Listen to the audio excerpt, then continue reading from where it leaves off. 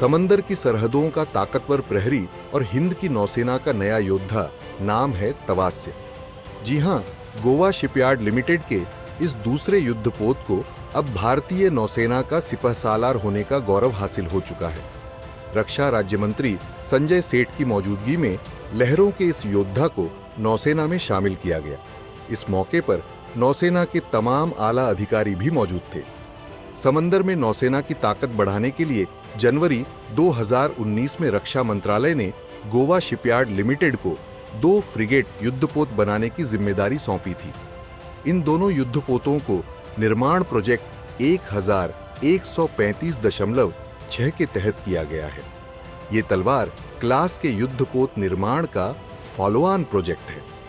इस प्रोजेक्ट का पहला युद्धपोत त्रिपुट पिछले साल जुलाई के महीने में लॉन्च किया गया था।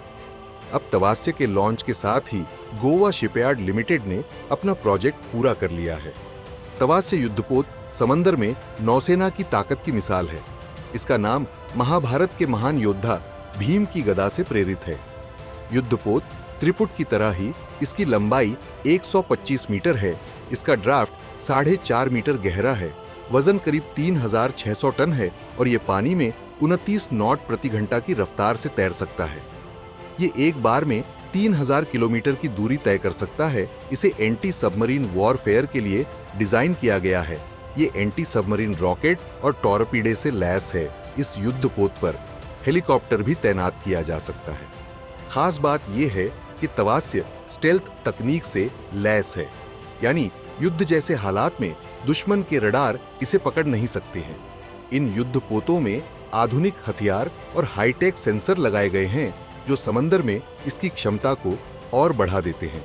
ये घातक मिसाइलों से लैस है जिसकी मदद से ये दुश्मन के खेमे में खलबली मचा सकता है। तवास्य रक्षा में आत्मनिर्भर बन रहे भारत की मिसाल भी है।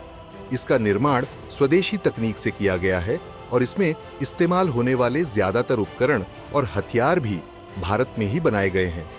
नौसेना की ताकत बढ़ाने के लिए भारत ने रूस के साथ 4 स्टेल्थ फ्रिगेट्स बनाने का समझौता किया था। इनमें से 2 फ्रिगेट रूस में बनने थे, जबकि बाकी 2 का निर्माण गोवा शिपयार्ड में होना था। रूस में बना पहला फ्रिगेट टुशिल नौसेना में शामिल हो चुका है, जबकि दूसरा फ्रिगेट इस साल जून के महीने में भारत पहुंच जाएगा। इस करार के तहत गोवा शिपयार्ड में बने दोनों युद्धपोत अब नौसेना में शामिल हो चुके हैं। इन दोनों युद्धपोतों के आने से नौसेना की ताकत कई गुना बढ़ गई है। खैर, सैन्य शक्ति में भारत आत्मनिर्भरता की राह पर तेजी से आगे बढ़ रहा है। शिप बिल्डिंग में हिंदुस्तान पूरी दुनिया में सबसे तेजी से उभर रहा है। 2047 तक नौसेना को पूरी तरह स्वदेशी बनाने का लक्ष्य रखा गया है और इस कोशिश में नौसेना का नया युद्धपोत तवास्य मील का पत्थर साबित होगा। मंजीत नेगी के साथ ब्यूरो रिपोर्ट, भारत तक।